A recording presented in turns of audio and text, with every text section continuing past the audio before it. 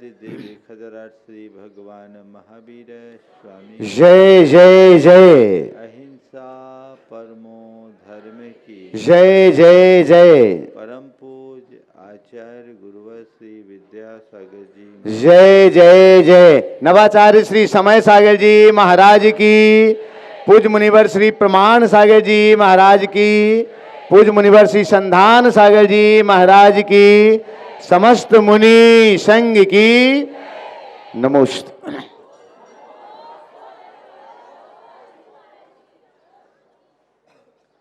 भगवान के मंदिर में एक सेठ पहुंचा और भगवान से शिकायत करते हुए कहा, हे भगवान,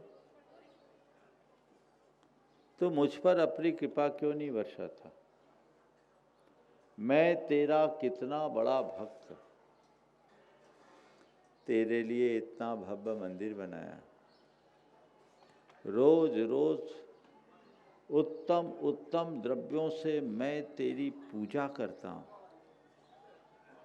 मैं न रहूं तो तेरी पूजा भी अधूरी रहे, फिर भी तू मेरे साथ इतना अन्याय क्यों करता है?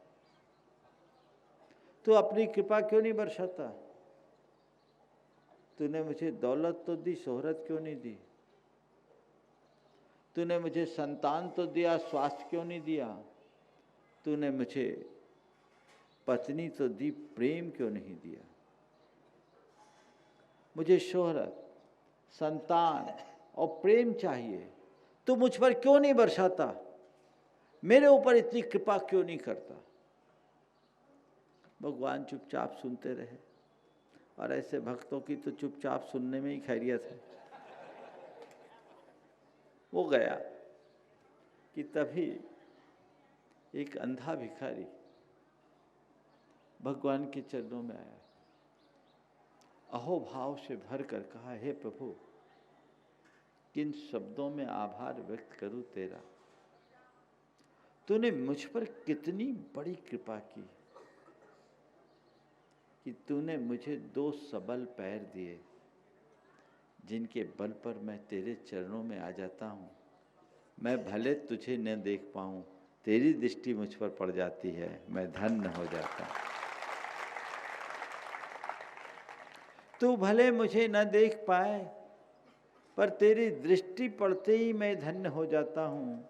बहुत बहुत आभार, बड़ी कृपा है तेरी। दोनों भगवान के कथित तौर पर भक्त है, तो बोलो आप किसको सही भक्त मानोगे? हाँ, बोलो तो। अंधे को ना। अब थोड़ा अपने मन में उतर करके पूछो, तुम भगवान के पास अंधा बन करके जाते हो या सेठ बनकर? क्या बनकर जाते हो? तो फिर बोलो, बोले महाराज आप ही कहते हो 1 नंबर का काम करो, 2 नंबर का काम हम करते ही नहीं है। इसलिए 1 नंबर में रहने की बात। हम लोगों के अंदर की यही दुर्बलता है। हम पूजा पाठ उपासना सब कुछ करते हैं, लेकिन कल जैसा मैंने कहा था, आध्यात्मिक जागरण के साथ किया गया धर्माचरण ही हमारे जीवन को सार्थकता प्रदान करता है। अंदर आध्यात्मिकता का स्पर्श न हो तो हमारे धर्म का कोई आनंद नहीं, धर्म का कोई रस नहीं, वो एक जड़ क्रिया बनकर रह जाती है। आप कितना भी पूजन करो, पाठ करो, भक्ति करो, उपासना करो, सत्संग करो, व्रत उपवास करो, लेकिन किसके लिए ये सब? केंद्र में क्या है? मकसद क्या है? ध्येय क्या है? उद्देश्य क्या है? लक्ष्य क्या है? बोलो। अगर आत्म कल्याण लक्ष्य है तो दृष्टि आत्म केंद्रित होनी चाहिए। पूजा तो मैं जब से होश संभाला तब से कर रहा हूं। भक्ति आराधना उपासना तो मैं शुरुआत से ही करता आ रहा हूं, लेकिन उसका असर भीतर कितना पड़ रहा है हमें ये देखना है। कल मैंने आपसे कहा था, धर्म करो, धर्म का कुल्ला मत करो, कहा था। कहीं आज तक मेरी स्थिति कुल्ला करने जैसी तो नहीं है। अगर धर्म को मैं एक परंपरागत तरीके से करता आ रहा हूं तो वो कुल्ला है, और धर्म को अंतर मन से भर कर रहा हूं, आत्म दृष्टि से संपन्न होकर कर रहा हूं, तो वो धर्म का आचमन है। धर्म रस का पान कीजिए, भीतर उतर करके धर्म करने का प्रयत्न कीजिए। आज समाज में धार्मिकों की संख्या बढ़ी है, लेकिन धर्मात्मा कम दिखते हैं। धार्मिक और धर्मात्मा में अंतर क्या है बोलो? हाँ, मालूम है? धार्मिक और धर्मात्मा, धार्मिक वह जो धर्म की क्रिया करे, और धर्मात्मा वह जो धर्म को अपनी आत्मा में बसाए। धार्मिक व्यक्ति का धर्म उसके मंदिर मूर्ति पूजा उपासना ग्रह तक सीमित रहेगा। उसका धर्म उसकी धर्म की क्रिया तक सिमट कर रह जाता है। लेकिन धर्मात्मा का धर्म उसके प्रत्येक विचार और व्यवहार में प्रतिबिंबित होता है। अपने भीतर उतर कर देखिए, मेरे अंदर कोई धर्मात्मा प्रकट हुआ है नहीं। अगर प्रकट हो गया तो इससे अच्छी बात कोई नहीं है, और नहीं हुआ तो हमें उसे जन्म देने की जरूरत है। अपनी आत्मा में धर्म को प्रतिष्ठापित करो। तुम्हारी आत्मा ही धर्ममय हो जाए तो धर्म को आत्मा में बसाइए।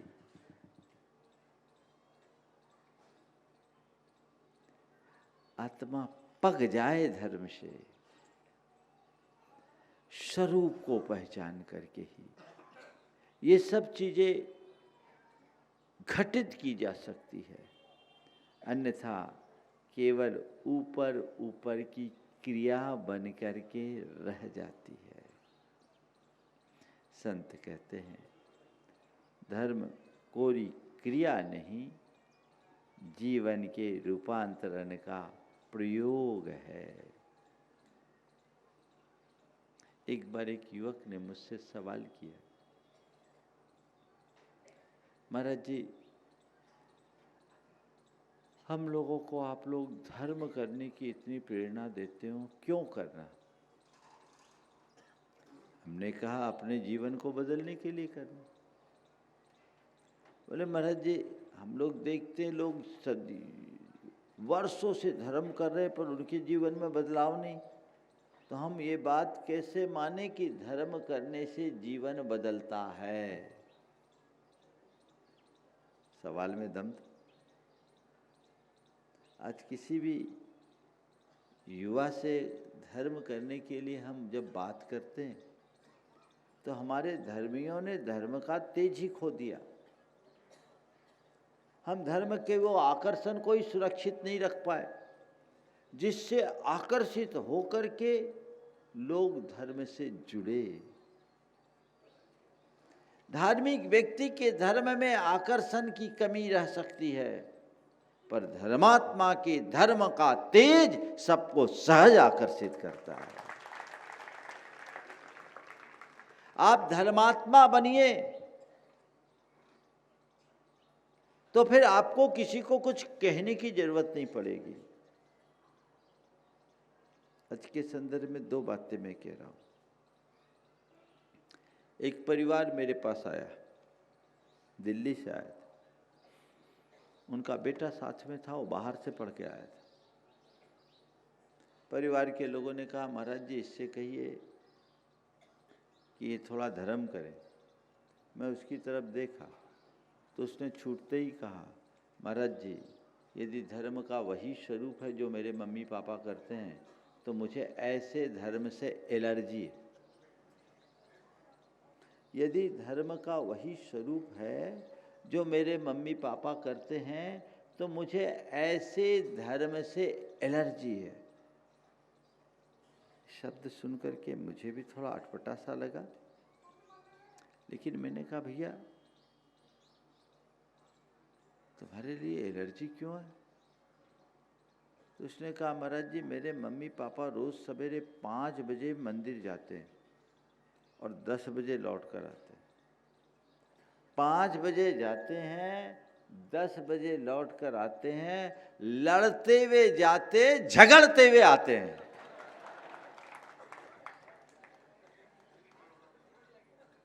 अब बोलो कहाँ है धर्म का तेज?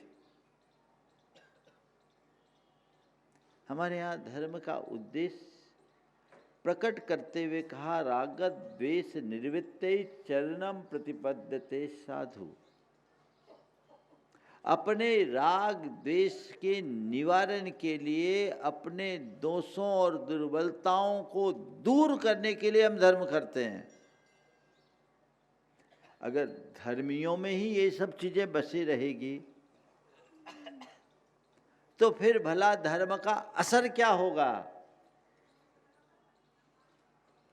दूसरे को मत देखना, अपने भीतर उतर कर देखो।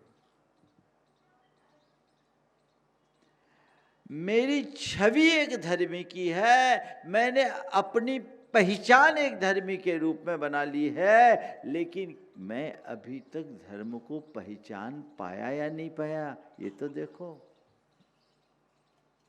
मेरी धार्मिक क्रियाओं को देखकर लोग मेरी प्रशंसा कर सकते हैं, मेरे धर्म की क्रिया को देखकर लोग मेरी पूजा भी कर सकते हैं, पर मेरा धर्म मुझे पवित्र तभी बनाएगा जब मेरे अंदर वो धर्म बसेगा।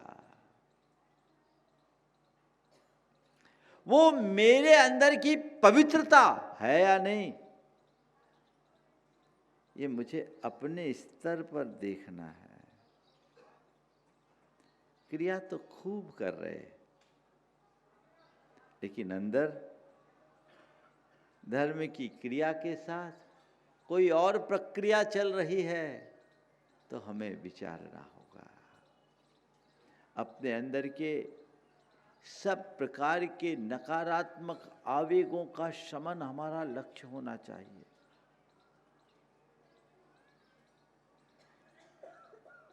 मैंने उस लड़के से कहा कि भैया हो सकता है तुम्हारा अनुभव सही है, लेकिन इसमें कमी धर्म की नहीं है, इसमें कमी तुम्हारे माँ बाप की है। मैं तुम्हें वैसे धर्म की बात नहीं करता, पर मैं तुमसे पूछता हूँ बैड हैबिट से बचना चाहते हो? बोले हाँ। हमने कहा अपने निगेटिव इमोशंस को कम करना चाहते हो? बोले हाँ। हमने कहा यही तो धर्म है, बैड हैबिट से बचना, दुष्प्रवृत्तियों से दूर होना और नकारात्मक भावनाओं को नियंत्रित करना, इसी का नाम तो संयम है, इसी का नाम अहिंसा है, इसी का नाम तप है, और अहिंसा, संयम और तप यही तो धर्म है। उसने कहा महाराज जी अगर धर्म में ऐसा कुछ है तो मुझे तो उसमें बड़ा इंटरेस्ट है। एलर्जी अट्रैक्शन में परिवर्तित हो गई। शिखर जी की बात है, वो 3 दिन शिखर जी रहा, रोज आके बैठा, हार्वर्ड से पढ़कर आया बंदा था, हार्वर्ड यूनिवर्सिटी से पढ़कर आया, फिर मेरे पास 3 दिन तक रोज बैठा। आज वो आदमी सारी धार्मिक क्रियाएं भी करता है और भावना योग का नित्य अभ्यासी है, लोगों को प्रेरणा देता है। तो कहीं ना कहीं हम कमजोर पड़ते हैं। धार्मिक लोगों के अंदर की जो कषायों की प्रवृत्ति दिखती है, उनके अंदर के राग द्वेष दिखते हैं, उनके भीतर के जो झगड़े झंझट और झमेले दिखाई पड़ते हैं, वो बहुत हैरान करने वाले हैं। अधर्मी यदि पाप करे चलेगा, पर वही कर्म धर्मी करे तो गले नहीं उतरते। मुझे अपने अंदर उतर करके देखना है कि आखिर मैं कहाँ हूं। एक उदाहरण ये, एक दूसरा उदाहरण, एक बहन जी जिनने अध्यापकी करके अपने बच्चों को पढ़ाया, शिक्षिका थी, पति को बहुत अल्प वय में खोया, उसने अपने दोनों बेटों को पढ़ाया। एक IITian था और एक अहमदाबाद से MBA किया हुआ था। दोनों बड़ी बड़ी कंपनियों में जॉब करते थे, जॉब कर रहे, सब कुछ करे, अंतिम अच्छी पैकेज के साथ, प्रतिभा संपन्न बच्चे, और दोनों रात्रि भोजन के त्यागी, जमी कंद के त्यागी, यहाँ तक कि बाजार की चीजों से भी यथासंभव परहेज करें। मैंने एक दिन पूछा कि तुम लोग ये सब किसके कहने से करते हो? उसने कहा, महाराज जी आप बुरा मत मानिएगा, मेरी पहली गुरु मेरी माँ है, हम दोनों की पहली गुरु हमारी माँ है। मुझे सुनकर बड़ा अच्छा लगा। बोले, महाराज जी मेरी माँ जिस स्तर से धर्म को जीती है, महाराज मुझे ऐसा लगता है कि उनमें और आप किसी एक आर्यिका माता जी में देखें तो कपड़े का रंग का ही अंतर है, उनमें इतनी क्षमता है, इतनी शांति है, इतनी सकारात्मकता है कि लगता है कि मेरी माँ माँ नहीं कोई साध्वी है। बोले, महाराज जी हमारी माँ ने आज तक हमसे कोई नियम लेने के लिए नहीं बोला। हम लोग बचपन में आलू प्याज लहसुन भी खाते थे, और जब हम लोग मांग करते तो माँ हम लोगों के लिए बनाती थी, खुद व्रती होकर। एक बार उनकी किसी सहेली ने कहा कि तुम व्रती हो, अपने बच्चों को, तुम्हारे घर में आलू प्याज बनता है, तुम बनाती हो? तो उसने कहा, व्रती मैं हूँ, मेरे बच्चे नहीं, मैं अपना व्रत पालूंगी, बच्चों की रुचि का भी मुझे ख्याल रखना होगा।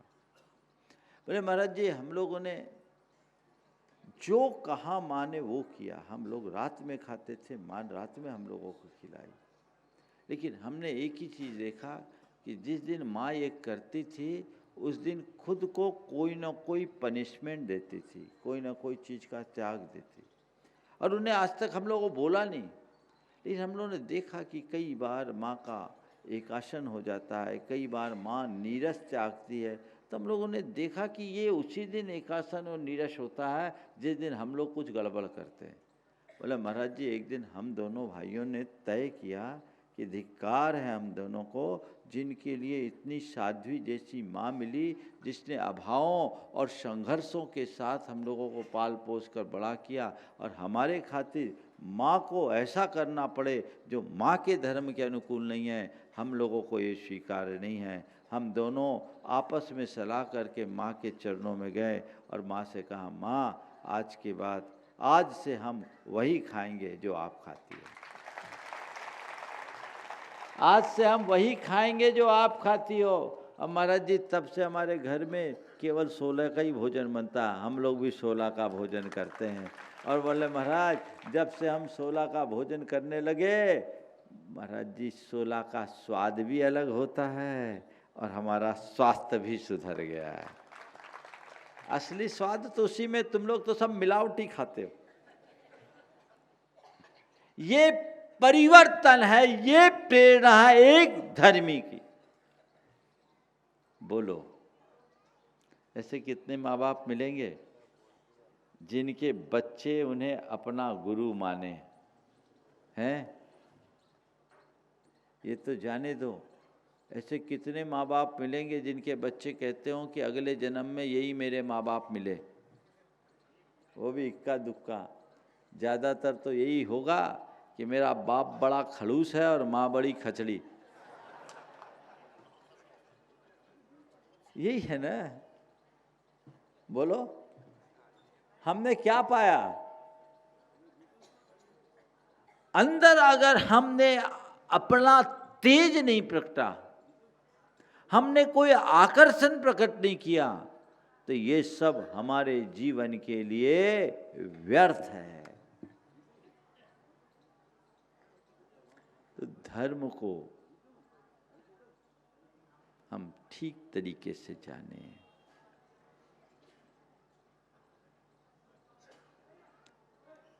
चार बातें आज की है। सुने, समझे, स्वीकारे, सुधारे। सुने, समझे, स्वीकारे, सुधारे। बस यही करना है। हम धर्म की बातें सुनते सुनिए, पर कानों से मत सुनिए। कहाँ से सुनिए? कहाँ से सुनिए? यहाँ से सुनना है। अभी कहाँ से सुनते? एक नहीं, दो दो कान है ना? और दुकान भी है। सुने, लेकिन केवल कर्णेंद्रिय से न सुने, हृदय से सुने, श्रद्धा सभर होकर सुने। यही परिवर्तन लाएगा। सुनते हर कोई है। कान से सुनने वालों के लिए केवल बौद्धिक खुराक होती है, और जो हृदय से सुनते हैं, श्रद्धा सभर होकर सुनते हैं, उनके चेतना में एक आंतरिक स्पंदन होता है। तुम्हारे अंदर हलचल होनी चाहिए कि जो कुछ भी कहा जा रहा है हमें यही करना है, मेरी राह यही है। अभी क्या करते हैं? अरे महाराज आए हैं, महाराज का काम सुनाने का है, अपना काम सुनने का है, काम खत्म है ना। और कई बार तो ऐसा माहौल बनता है, अरे महाराज आए, महाराज प्रवचन में बहुत मज़ेदार प्रवचन देते हैं, खूब हंसाते हैं, खूब अच्छी बातें करते, इसलिए सुनना है। हाँ, झंडी चल रही है अभी भी। हाँ, महाराज बहुत मज़ा आता है इसलिए सुनना। फिर कुछ लोग, अरे महाराज आए, पूरा गांव आ रहा, हम नहीं जाएंगे तो लोग हमसे क्या बोलेंगे। कुछ ऐसे लोग भी हैं, वो अपनी शक्ल दिखाने आ जाते है ना। हाँ, ये भी दृष्टिकोण है। मैं सबका स्वागत करता हूँ, क्योंकि हमको पता है, क्या पता कौन सी बात तुम्हारे जीवन को बदल डाले, कह नहीं सकते। एक बार ऐसा हुआ भी, एक व्यक्ति जो डेली शराब पीता था, डेली था, बड़ा संपन्न और प्रभुता संपन्न भी था, प्रभावशाली था। धर्म के प्रति उसका कभी कोई लगाव और आकर्षण नहीं रहा। हमारा प्रवास था। उसके मित्र ने कहा कि चलो भाई, महाराज के प्रवचन चल रहे, एक प्रवचन माला चल रही थी सार्वजनिक। उसको बोला कि अरे बहुत भीड़ है महाराज के प्रवचन में, हजारों लोग आ रहे, चलो एक बार चलो। तो उसके मन में थोड़ा कुतूहल जगा। ये बहुत पुरानी बात है, 2004 की, जबलपुर में था। कुतूहल जगा, अरे चलो चल के देखते हैं। और पहले दिन आया। उस दिन मेरा प्रवचन का विषय था धर्म और युवा। और युवाओं को धर्म की प्रेरणा देने की बात की। और उस दिन मैंने ये उदाहरण सुनाया था, धर्म और धर्म का कुल्ला। वही बात उसको जच गई और उस दिन से उसके मन में जो आकर्षण हुआ तो आना शुरू किया। और एक रोज मेरा केश लोच हो रहा था, वो केश लोच देखे और केश लोच देखते देखते रोते जाए। अभी तक मेरी उसकी कोई बात नहीं हुई, आता था बैठता था, केश लोच चल रहा है, केश लोच देख रहा है और देख करके रो रहा है। केश लोच खत्म हुआ। मुझे केश लोच में 3-4 घंटे लगते थे, उन दिनों बाल ज़्यादा थे। लगभग वो 2-2.5 घंटा बैठा रहा। केश लोच खत्म हुआ, चरणों में सिर रखा, बोला गुरुदेव, शब्द देखना, महाराज नहीं, गुरुदेव मेरा उद्धार करो।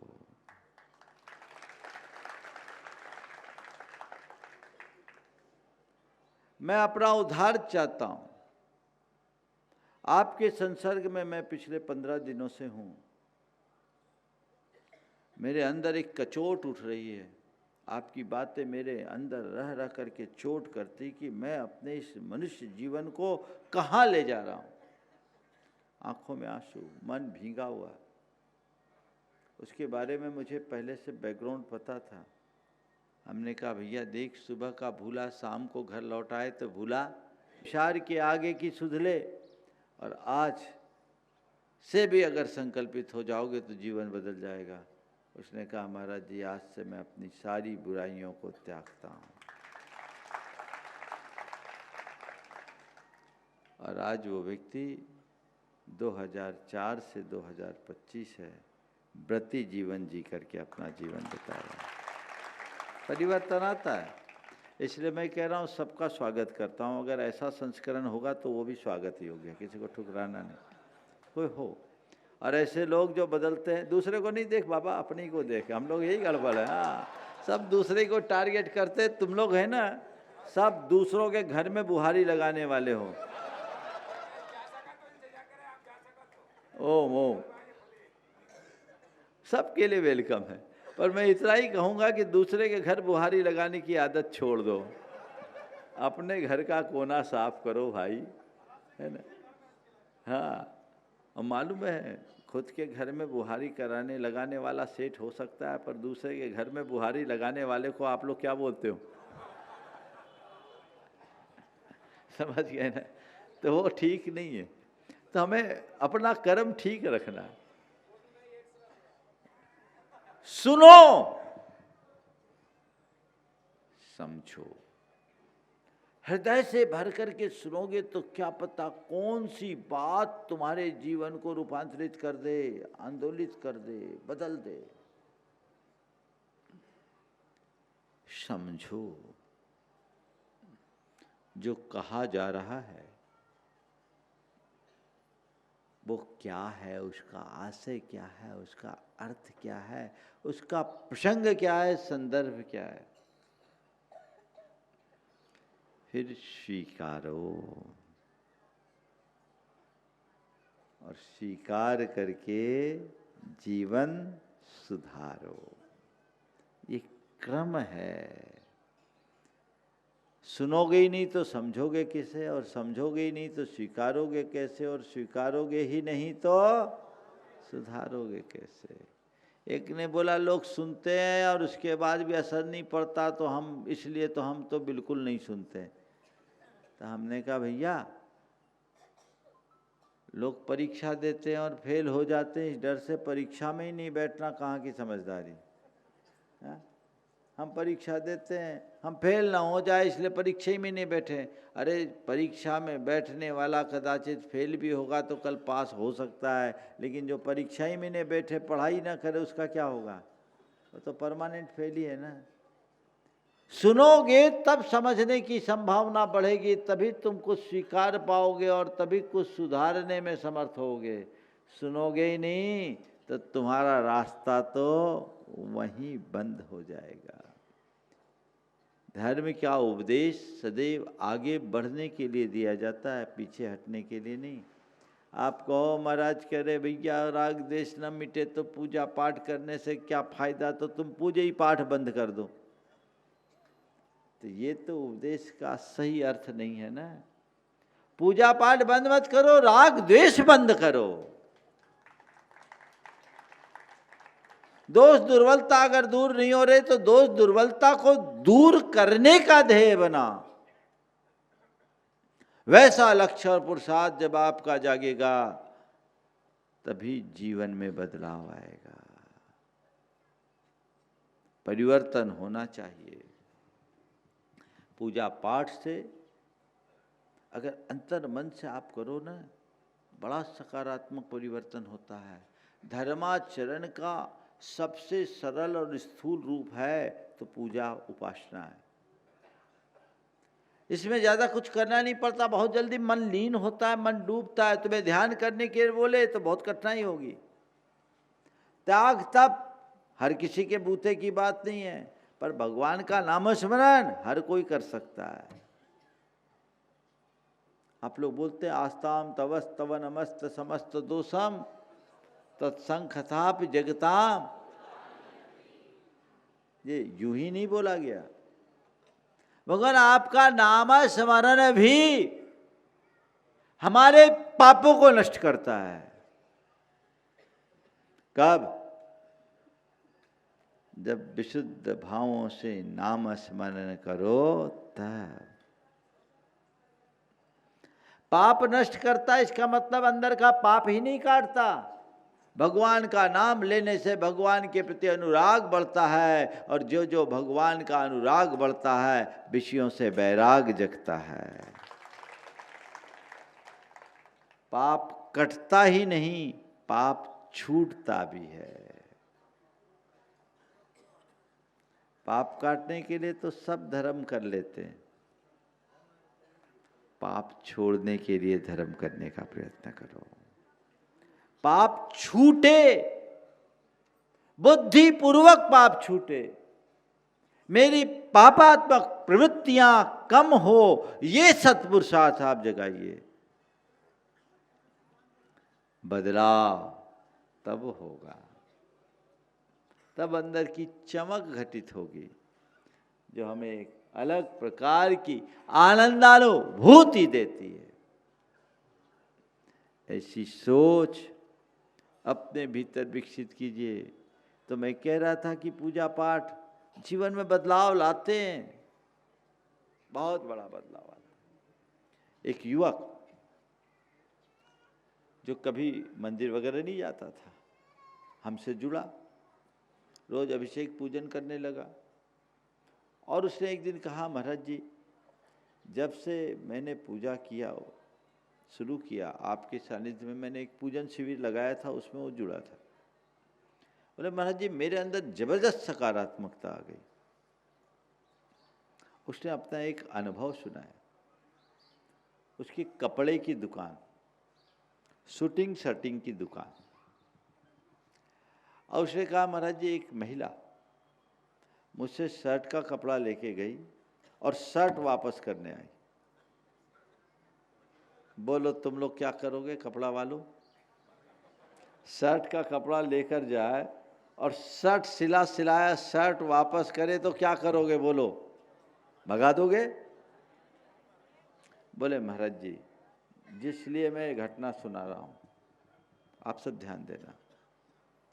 बोले महाराज जी जब शर्ट लेकर आई मुझे आपकी बात हमेशा गूंजती है, हमें सकारात्मक रहना। मैंने उस महिला को देखा, लगा ये महिला हमारी परमानेंट कस्टमर है, 15 से 20 हज़ार का माल हर महीना लेती।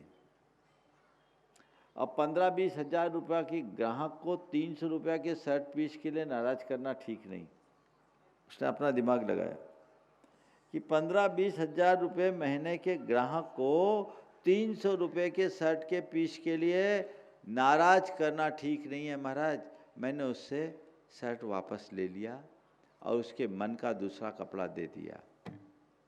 हमने अपना शर्ट अपने एक स्टाफ को दे दिया, स्टाफ भी खुश हो गया।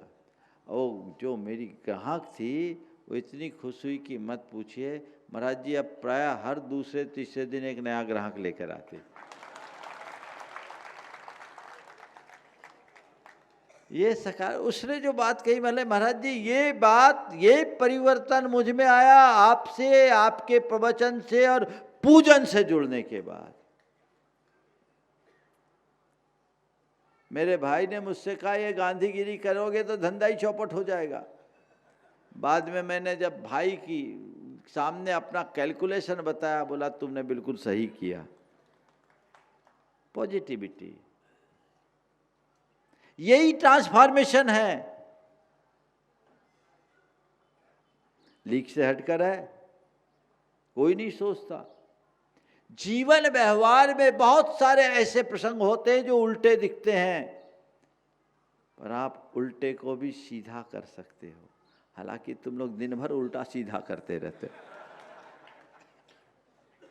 वो उल्टा सीधा करने की आदत से बचो, नजरिया सीधा रखो, चीजें अपने आप सीधे हो जाएगी। हमारे भीतर की समता, हमारे भीतर की सहजता, हमारे अंदर की उदारता, हमारे भीतर की सहिष्णुता विकसित होनी चाहिए। ये धर्म का मूल तत्व है, और ये अंदर है तभी तक जीवन का मजा है, नहीं तो सब कुछ व्यर्थ। भीतर वो घटित करे, सरलतम रूप है। हम पूजा उपासना करें अंतःस्पर्शी करके, यही हमारे अंदर की वासना का शमन करेगी। इसी से हमारे विकारों का शोधन होगा। हमारे शास्त्र कहते हैं अरहंत भगवान की प्रति होने वाली शुभ भक्ति सम्यक्त है। अरहंते सुभक्ति सम्मतम, इसका मतलब क्या? अगर अंदर तुम्हारी भक्ति यही सम्यक्त हुआ, यानी तुम्हारे जीवन में सकारात्मकता प्रतिष्ठित हो गई, और वो हो रही है तो भक्ति जगी है, और वो नहीं तभी सब काम सतही है। सतही स्तर पर किए गए धर्माचरण का स्थायी असर नहीं पड़ता। तह में जाइए, गहरे उतरिए, अंतर मन में डूब कर कीजिए, तो फिर अलग ही आनंद है। ऐसा आनंद आप सबके जीवन में बरसता रहे, आपके जीवन का हर पल हर क्षण आनंद सभर हो, मैं भगवान से ही प्रार्थना करता हूँ। अभी तो आप लोग बड़े आनंदित हो, और आप लोगों का पुण्य भी उछाल मार रहा है ना। बंधुओं, मैं एक बात कहता हूं, महत्वपूर्ण ये नहीं है कि हमें कितना सानिध्य मिला, महत्वपूर्ण ये है कि सानिध्य से हमें क्या मिला। बस ये दूसरे सवाल को देखो। तुम लोग तो आगे देखते हो, सामने तो देखते नहीं। जब तक आए नहीं थे महाराज, आई जाओ आई जाओ आ जाओ, आ गए तो अब बोले महाराज जी अब 4 दिन और, शनिवार रविवार सोमवार मंगलवार। अरे आज क्यों खपा रहे हो? जो आज मिला वो तो लो। काम में तो अब का पल आएगा, आगे पीछे की तो केवल बातें हैं। अरे महाराज थोड़ी बहुत व्यवस्था तो करनी ही पड़ती है। व्यवस्था करो, पर व्यवस्था में ही मत उलझो। जीवन को आगे बढ़ाने का सत्प्रयत्न होना चाहिए, गति देनी चाहिए। बोलिए अहिंसा परमो धर्म की।